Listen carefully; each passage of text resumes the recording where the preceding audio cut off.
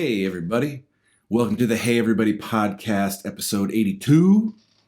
My name is Christopher Gold. I have no idea what this one's going to be about. Let's just be honest sometimes, okay? Everything's so goddamn manicured and filtered and perfected. And what happens if you just sit down and tell the truth? I don't know what this one's about. I'll tell you what happens. Probably a lot of people just turn it off. But the people that have been here since the beginning know this is when the magic happens. This is what it's like to be on stage, actually. Particularly at a solo show. I go on stage, obviously knowing what song I'm going to play first, and usually knowing what song I'm going to play last. But in between that, the first song and the last song, which is a time period that can range from 20 minutes to 45 minutes to an hour to 90 minutes to even longer than that. I often do not know what's going to happen, and I kind of love the thrill of that. Especially at like a house show or something, they're very interactive. A lot of times at house shows, I take questions from people or just interact with people in a fun way. And that happens at regular shows too. So it might be interesting to do a podcast that way. Or might be terrible. This might get lost to the depths forever, and I'll shoot another one tomorrow. I hope not, though. I hope you had a good weekend. I had a good weekend, but I've talked about this before on the podcast. I had a good weekend despite some early feelings. It had been a bit of a hard week, and it was threatening to be a weekend that was a continuation of that hard week. And I decided Saturday morning that, like, I ain't doing this, you know?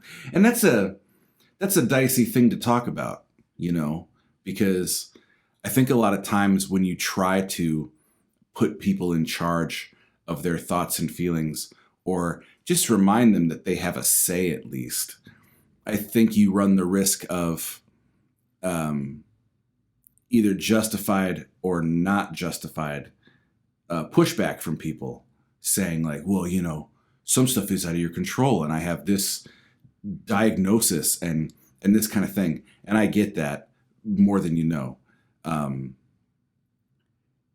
And I don't think it would ever be appropriate to go like, hey, if you're sad, just, you know, like, stop being sad. Why don't you get to work, dude? You know? I don't think that's practical. I don't think it's very educated a stance to take. But I do think it's possible to try to help people out of love in a way that they might not see coming, or in a way that it's very empowering to try to put someone back in charge and in control.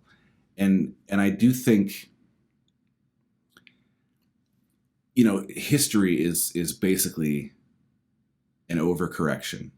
We as a species do this, and then we go all the way back over here, and then we go all the way back over there. And there's these moments in the middle where stuff really gets done and we move forward. But it is a lot of, even in our personal lives, big reactions and overcorrections. And I have lived through an era, as a lot of people have. This is not unique to me, but I lived through an era where we didn't talk about our feelings or our sadness or our anxiety or our depression or any of that kind of stuff. And I think that affected everyone equally and differently. I think my only experience is as a young man, as a boy. My boyhood, my masculinity was wrapped up into that like, just tough it out and take it on the chin and and then I lived through an era that I think maybe we're still in, where it felt like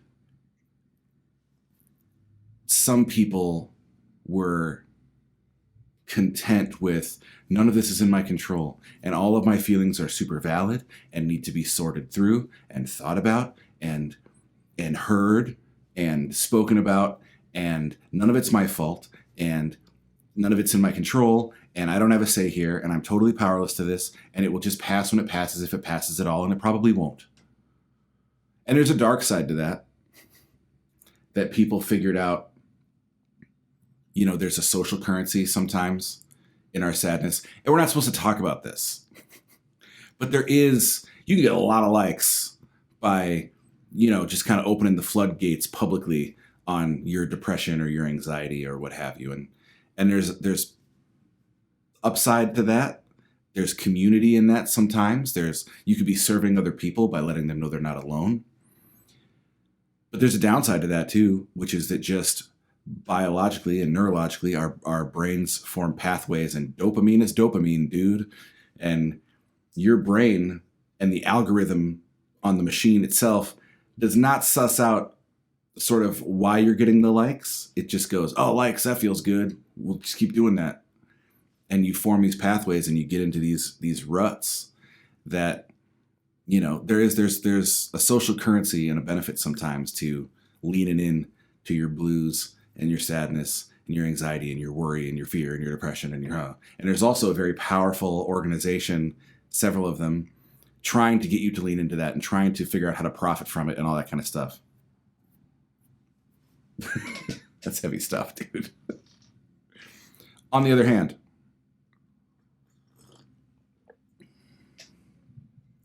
what if we have a say in it? Not full control, a say. What if we get a vote? What if there's your heart and your head and your chemical makeup and your biology and your history and your nature and your nurture, and that all gets a say? But what if your intention also gets a say?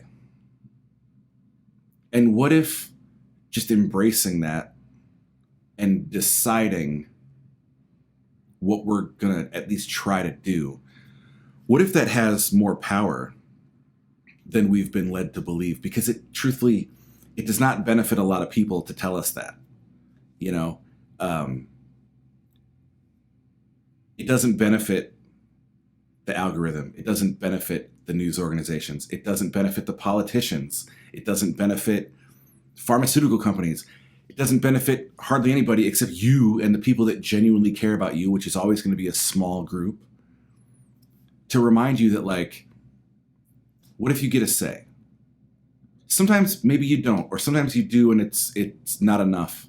I get that. I have those moments. Sometimes it is chemical and you got to deal with that however you feel like you got to deal with that. Maybe you got to do some therapy. Maybe you got to do some medication. Maybe you got to do some big life-changing shakeups. Maybe. I don't think any of that is wrong. And I'm never going to be the guy going like, yeah, depression's not real. You just got to nut up and get out there. I just say nut up on the podcast? Yikes, you guys. This is why it's important to have a plan.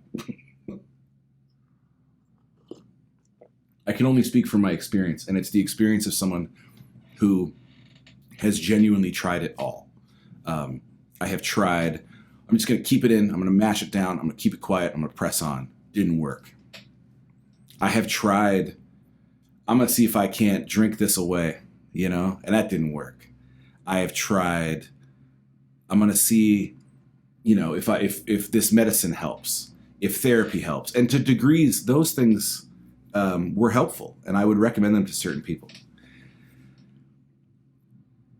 But from my personal experience, which is only my personal experience, which is the only reason you should be here, I'm not trying to tell you how it is. I'm telling you how I is. Put that on a goddamn mug. My experience has been one of the only real change came when I decided I'm going to put both hands on the wheel here. And I'm going to see what we can get done. And all that other stuff is going to be in the car with me. I have depression. I have anxiety. I have a certain history that to a certain degree is going to be with me for a while. I'm aware of the ugliness in the world and the fear in the world and the tragedy and the heartache in the world, especially seemingly lately. But I had a few rough days in a row, and I woke up on Saturday having a rough day. And I decided, and I'm not telling anyone they should try this, I'm just saying it worked for me. What worked for me is, what if I stopped being a character in this story and I started being the narrator of this story or the author of this story or the director of this story? I stopped just being the powerless, like, well, this is happening and this is how I feel about what's happening. And I started going, is there anything I can literally do right now that might just change this a little, that might shake it up just a touch? And what I often decide is, if the world is not working for me right now, let's stop trying and let's see if we can make the world work for somebody else. Let's throw ourselves into giving my wife a Saturday that'll be good and joyful. And wouldn't you know, when my wife has a good day and is full of joy, it rubs off on me pretty quick. And I had a good day because I decided that the day wasn't going to be about me and my issues and my feelings. And all that shit came with me that day. My feelings and my issues. And they even came up here and there. But when it stopped being the story I was telling and just started being an element of a different story, the story of a guy who's in love and is trying to be of some service to the person he loves, who is feeling a little blue today, or depressed even. It just added another element that really sort of turned things around for me, if only for a moment. You know, I'm working on a new song, lest we forget that's what I do. I'm working on a new song, and it has a line in it that says, momentum starts with a step, and the path does the rest. And I don't know if I believe that, but I like it, and I'm trying it. That, like, what if I just take a couple hard steps in this other direction and then hope that that's enough to keep me moving, and then the path will just take you there? You know, what if you purposely, maybe with all your might, just lean another direction? I don't know. Maybe not, you know? But it's what I've been thinking about. It doesn't always work for me, but it's been working more often lately. And it's a skill, I think, that I'm developing. And again, that could be very unique to me. I went to therapy for a good long time, and I really liked my therapist. And I miss it. I miss him. But one of the things I learned from having a good therapist was, it's not cut and paste. It's not plug and play. It's, you got to really get to know this person and then make some suggestions. What if we try this for a little bit? What if we try that for a little bit? You know, the moments when I felt like my process and my journey to wellness or what have you was failing was when I was at the mercy of people that were going like, well, if you feel this way, this is what we do forever. And I was like, well, I don't respond to that. I certainly don't like the commitment of doing it forever. Are you sure we can't? And they had already hung up the phone, you know, because they had 18,000 other people to do that exact same thing with today. And I think what I took away from my time in therapy was, if a therapist has to take the time to really get to know you, and their motivation really has to be to help you, perhaps that should be the way I interact with myself. Maybe the first thing on my list is really get to know myself and understand myself and figure out why this, why do I think this? Why do I feel this way when this happens? And then be very clear that the goal is to feel better. I've said this before. For a long time, I really struggled because I learned as I got older that I was not committed to feeling better. There was something about feeling bad that, I thought it was certainly familiar. I felt like it was earned. I felt like it was important that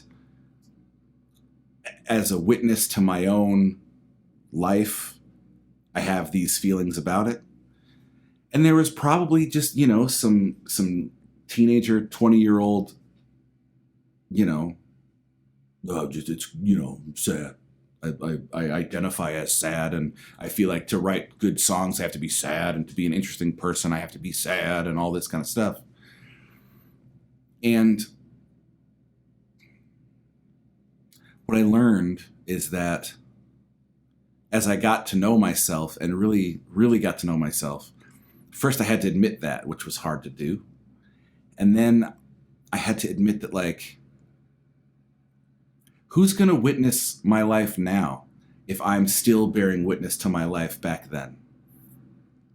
That's a big deal. Like, if you're watching this, you're alive right now, for sure. Tomorrow, we don't know. So, like, are you being a witness to your life now? Because my life now is good. It's hard sometimes, and there are difficulties, and there's, family stuff and interpersonal stuff and work stuff and global stuff and political stuff and social stuff and chemical stuff,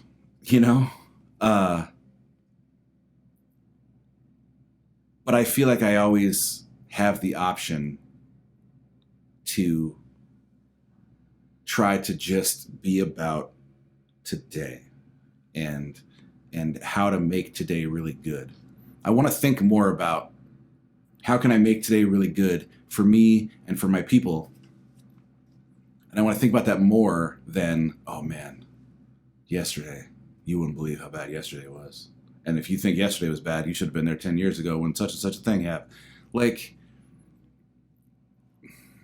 I don't know. I know I'm not always the most articulate. And I know it's a tough pill to swallow because being a human being is so very complicated, and we're all so different and so similar. And it's hard to speak about big things like our feelings and our thoughts and our depression and all that kind of stuff. But for me, what has helped as recently as Saturday was to decide that, like, I'm not going to be powerless to this. I'm also not going to try to delete it from my life. I'm not going to try to mash it down. I'm not going to try to ignore it. I'm just going to try to go like, okay, that's there. What else can be there? What else can we add that maybe will take some of the heat off of that or remove the spotlight from it? And maybe it won't. And in those moments, I'm happy to have the people in my life that I have in my life that when I do have those moments where, like, I just can't seem to, like, get past this thing or move this thing out of the way or get up that hill, they're with me to help me up the hill or to sit at the bottom of the hill with me. And I think that's important too. I think sometimes you got to take your time and sometimes you got to move. And it's up to each of us when that's going to be. I just want to be the kind of voice that encourages you to, like, at least look for the times and be aware that those times will exist, Wow. I hope that went over good. Let's do some recommendations, shall we? I think at the end of the day, the important thing is when you speak, you want to speak in love. You want to try to build something rather than take it down. And that's what I'm trying to do. And I've learned that, like, it's okay to say the wrong thing, and it's okay to learn, and it's okay to be humble and to apologize and to change. But it doesn't have to be the end of the world if you know that, like, when I said that thing that I maybe what came out wrong or went wrong or was heard wrong, the intention was right and the spirit was right. So, I don't know. And if it helps one person, rock and roll. It helped me a little bit just saying it out loud. First up, this movie's called Sing Street, and god damn it, it is one of the best I've ever seen in my life. There was a terrible like blizzard a few years ago, and this movie had been recommended to me many, many, many times by a small handful of people. The same people were saying, "Did you watch it yet? Did you watch it yet?" And I hadn't.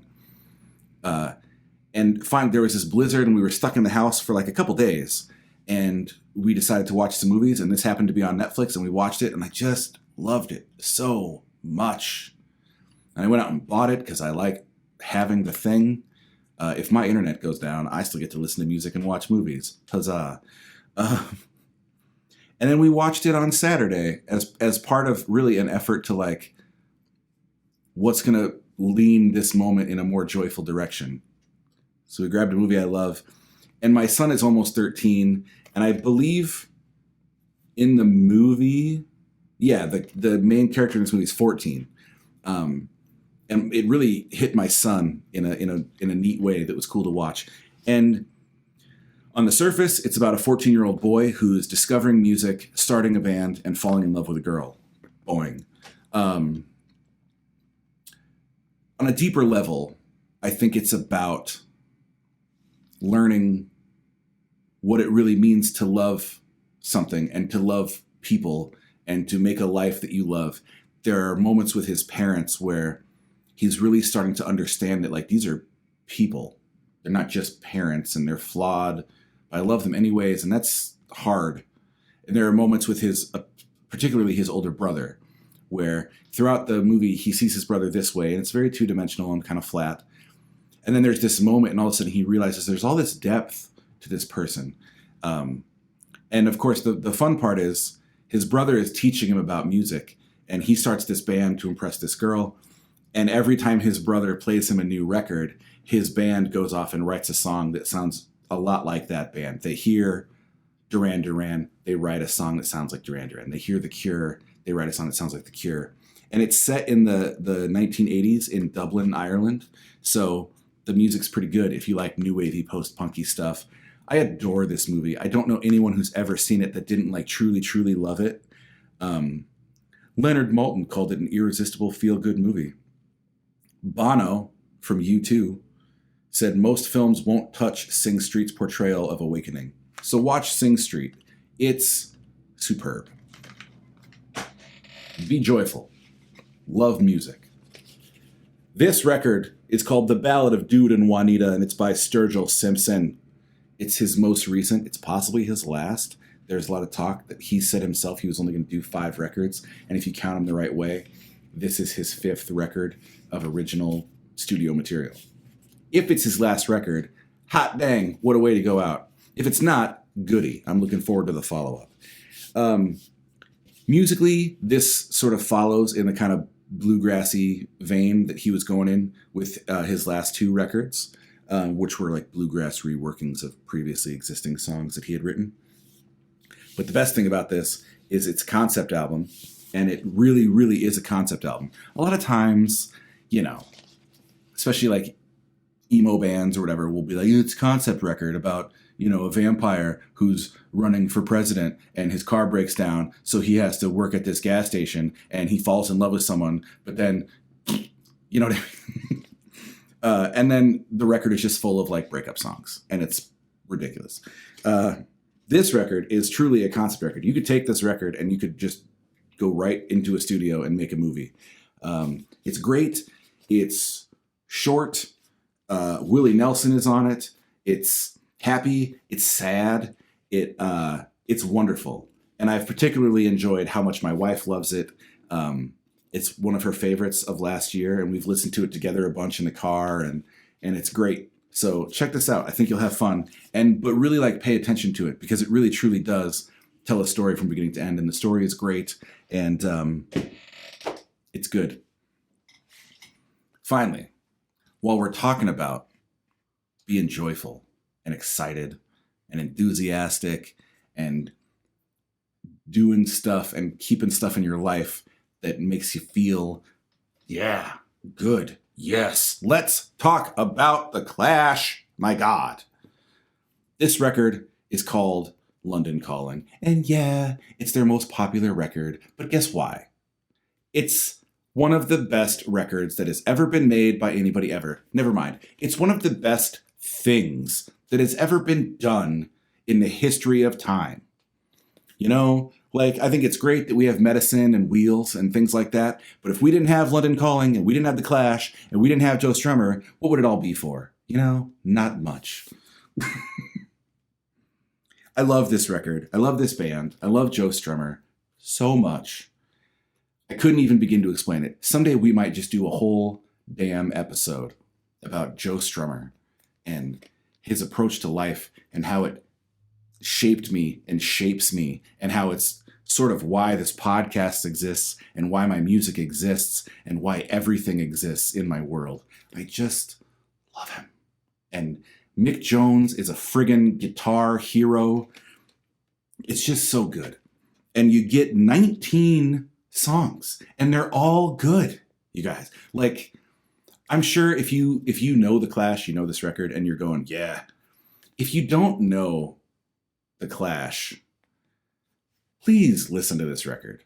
There's so much on it, and it's not an intimidating record. It's not a difficult record. I think sometimes you see these records and you go like, oh, that's like a historical important. This record wants you to hear it, and it wants you to have a good time, and it's just superb. I can't put into words what this record means to me, what this band means to me, what Joe Strummer meant to me and means to me. And, you know, is Paul Simonon one of the best looking men in the history of time? Probably. Yeah, he is. Great bass player too. Fashion sense like you wouldn't believe. He had a famous quote.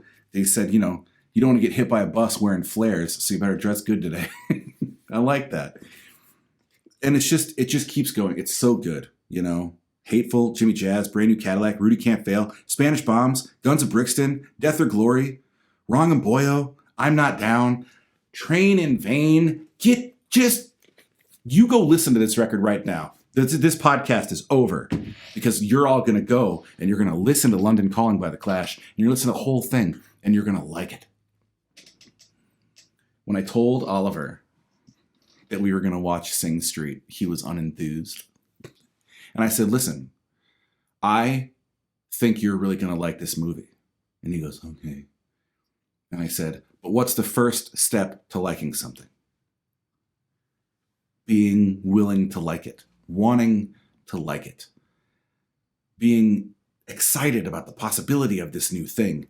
And I prepped him that way, and we watched the movie, and he loved it. I think, you know, he'll want to watch it again for sure. I think it'll mean something to him for the long haul. That's how you should approach London Calling by The Clash. That's how you should approach the Ballad of Dude and Juanita. That's how you should approach Sing Street. That's how you should approach the rest of your goddamn day and your week and your life. And I'm sorry for cussing, but let's go. Let's get excited.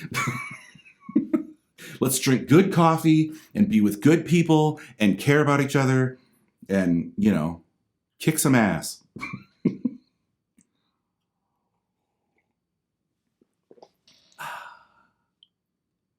Well, I feel pretty good. I feel like no plan kind of worked pretty good.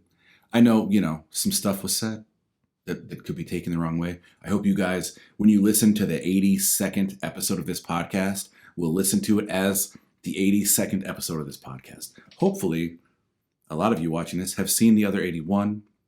You understand who you're dealing with and what you're dealing with, and you take it in the right spirit. I just want you guys to go out there and make good lives for yourself and for the people around you, you know, and bear witness to your life today, not yesterday, not last week. That shit happened, and it was important, and it mattered, and the stuff that shouldn't have happened, I'm here to tell you, that shouldn't have happened.